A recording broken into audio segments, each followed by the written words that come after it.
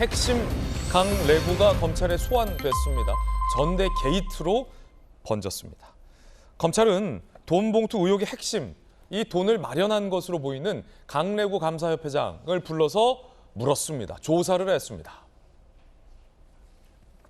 필수적인 조사 절차죠.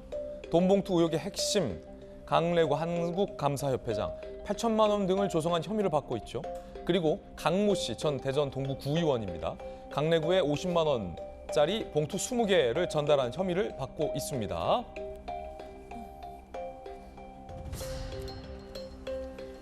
강모 씨는요, 돈 봉투 얘기 들어본 적 없다. 강래구도 검찰이 소설 쓴다라고 말했다라고 혐의를 부인하고 있는 것으로 알려지고 있습니다.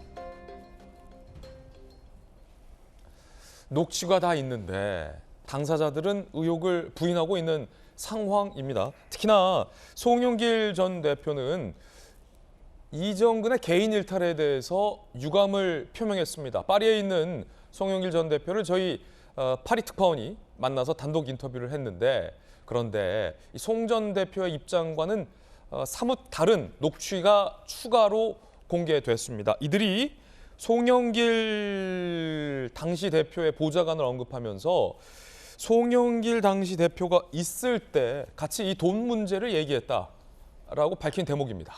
일단 저기 대표하고 다 얘기를 했어. 그냥 내가 받아서 내가 요즘 거 줄 거야. 아니 그렇게 하지 마.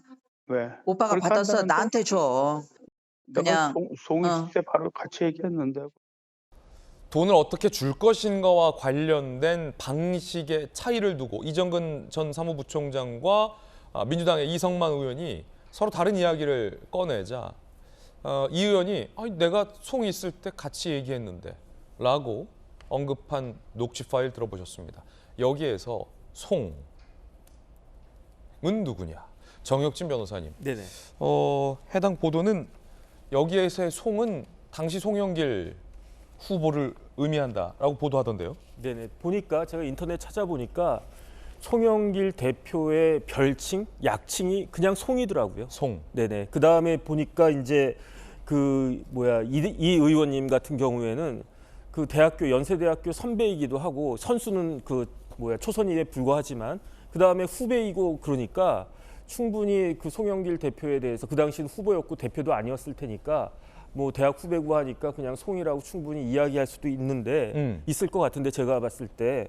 그런데 그럼에도 불구하고 뭐 계속 뭐 소설 쓴다 이렇게 말씀을 갖다가 하시니 정말로 답답할 수밖에 없는 게 왜 그 민주당에서는 할 말이 없으면 소설을 쓴다라고 그렇게 말씀을 하시는지, 오히려 그 이제 재판 같은 거 받거나 이제 조사 받거나 수사 받거나 이러실 때 소설 쓰지 마시고 그냥 진실만 이야기하시는 게 그게 더 좋겠다, 저는 그런 생각이 듭니다. 송영길 당시 대표는 저희 특파원을 만나서 의혹에 대해서 이런 입장을 밝힌 바 있습니다. 나는 전혀 몰랐다라는 취지의 입장이었는데요.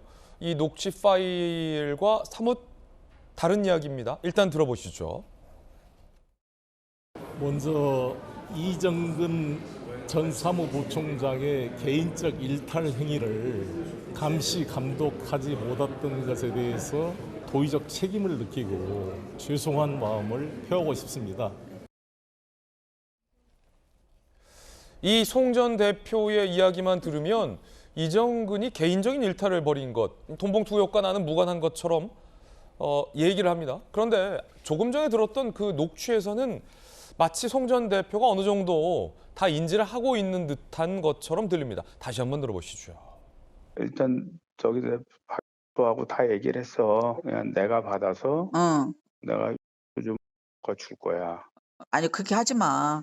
왜? 오빠가 그렇게 받아서 한다는데? 나한테 줘. 내가 그냥 송이 있을 때 바로 같이 얘기했는데.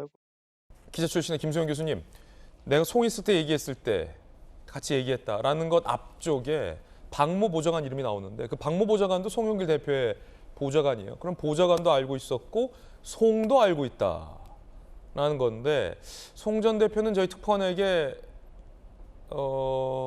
다른 말을 했거든요. 어떻게 보이십니까? 모를 수가 없는 것 같아요. 이 정황을 봤을 때 녹취록에 나온 이야기를 보면 송영길 대표가 있을 때 이야기를 했고 송영길 대표의 보좌관하고도 다 이야기를 했다는 것으로 보아서 그냥 이정근 사무부총장의 개인적 일탈이었고 나는 모른다라는 송영길 전 대표의 어떤 주장은 신빙성이 떨어져 보이고요. 그런 점에서 이 모든 걸 과연 민주당에서 혹은 송영길 대표가 검찰의 소설이라고 할 수 있을까가 좀 의문입니다. 왜냐하면 이렇게 녹취록이 분명한데도 이걸 소설이라고 한다면 그동안 이재명 대표에 대해서도 소설이라고 주장했던 것도 역시나 이 정도로 분명한 근거가 있구나라고 생각할 수 있기 때문에 아마 소설이라고 치부하기는 어려울 것 같은데요. 사실 이렇다면 민주당으로서는 굉장히 치명적일 수밖에 없는 게 또 이재명 대표와 달리 송영길 전 대표는 물론 지금 본인은 부인하고 있습니다만 586의 어떤 전형적인 대표적인 정치인이라고 할 수 있거든요. 예. 그렇기 때문에 이런 식의 돈 잔치가 있었다는 것은 586 정치인의 몰락을 의미하는 거나 마찬가지라고 할 수가 있겠습니다. 어쨌든 그렇게 민주주의를 부르짖고 기득권을 타파하겠다라는 거를 주장했지만 사실은 이런 범죄는 기득권 내에서나 일어날 수 있는 일이거든요. 사실은 그들이 이미 기득권이 되어서 타락했다라는 것이죠. 그리고 왜 이런 짓을 했을까? 지금 서기 2023년 아니겠습니까? 서기 2023년. 이게 지금 20세기도 아니고 21세기에 있었던 일인데 어떻게 지금 이런 일이 있을 수 있었을까 생각해 보면 아마도 예전에 이해찬 대표가 20년 동안 집권할 거다 이런 얘기를 했었잖아요. 어쩌면 정권이 바뀌지 않을 거라고 생각해서 이런 일이 있어도 우리는 수사받지 않을 것이다라는 생각을 하지 않았을까. 그렇지 않고서는 어떻게 이렇게 자명하게 드러날 수밖에 없는 범죄를 저질렀는지 좀 의문이고요. 그 전당대회에서 이제 송영길 대표가 0.59% 포인트 차이로 승리를 했단 말이에요. 그러니까 굉장히 진짜 돈으로 바뀌었을지도 모를 법한 차이로 승리를 했단 말이죠. 그렇다면 어쩌면 대선에서도 다른 후보가 나왔을 수도 있고요. 아예 민주당의 운명이 달라졌을 수도 있거든요. 굉장히 중대한 범죄고 단지 검찰의 소설이라고 해서 이렇게 민주당이 넘어갈 수는 아마 없을 것이다. 저는 그렇게 생각합니다. 당시 송영길 전 대표가 알았냐 몰랐냐는 수사와 관련돼서 매우 중요한 흐름입니다. 송 전 대표가 이걸 인지하고 송 전 대표의 보좌관까지 연루돼 있었다면 캠프 차원에서 당대표 차원에서 조직적으로 돈 봉투를 뿌린 국면이 되기 때문에 송 전 대표의 인지 여부는 매우 중요합니다.